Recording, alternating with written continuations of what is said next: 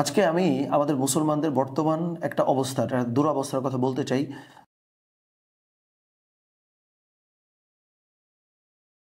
যেটা আরো বহু আগে, প্রায় শখানেক বছর আগে তো হবেই, আশরাফ আলী থানভী রহমতুল্লাহ আলাই এটা বলে গেছেন আমাদের মেন্টালিটি বা মানসিকতা।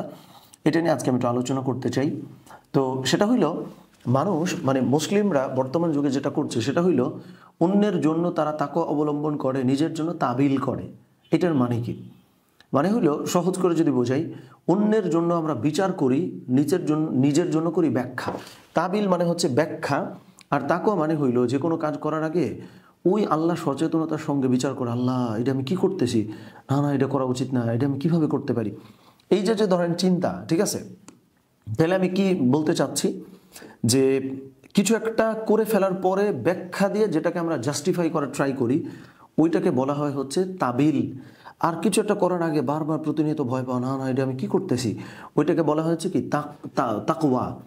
তো সত্যিকার অর্থে ভালো মুসলিম হচ্ছে ওই মানুষটা, যেই মানুষটা ধরেন কেউ একটা কোনো কাজ করে ফেলছে, ওইটার এইভাবে চিন্তা করা, আহারে এটা তো কাজটা কি করলাম, এটা তো ঠিক হইলো না। এই যে ধরেন আমি কোনো একটা কাজ, মানে হচ্ছে যে, মানে আমি তাকওয়ার কথাটা একটু আগে বলে নিই তাহলে বোধহয় ভালো হবে। যে কিছু একটা কাজ করার আগে, আহারে এটা কি আমার করা ঠিক হচ্ছে, এই যে প্রতিনিয়ত চিন্তা করা, এইটা কি নিজের বেলা করা উচিত না? বলেন, নিজের বেলা তো এটা করা উচিত। তাহলে অন্যের বেলা, যেটা আমরা উদাহরণ দিতে গিয়ে আবার তাকওয়াতে চলে আসছি, যে কেউ একজন কোনো একটা কাজ করছে, তো করার পরে আমি নিজে থেকে চিন্তা করব, আহা এই ভাই মনে হয় এই কারণে কাজটা করছে, আহারে উনি মনে হয় বুঝে নাই, দ্যাটস ওয়াই মনে হয় করছে। তার মানে আরেকজন যখন কোনো একটা কাজ করে ফেলে, ওইটারে বরং আপনি কি করবেন, ব্যাখ্যা করে জাস্টিফাই করার ট্রাই করবেন, বিচার করে তারা জাহান্নামে পাঠায় দেওয়ার চেষ্টা করবেন না।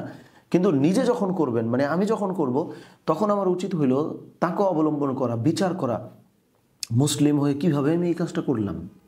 কিন্তু বর্তমানে আপনি দেখবেন অন্যের জন্য আমরা এক্স্যাক্ট এই কাজটা করি।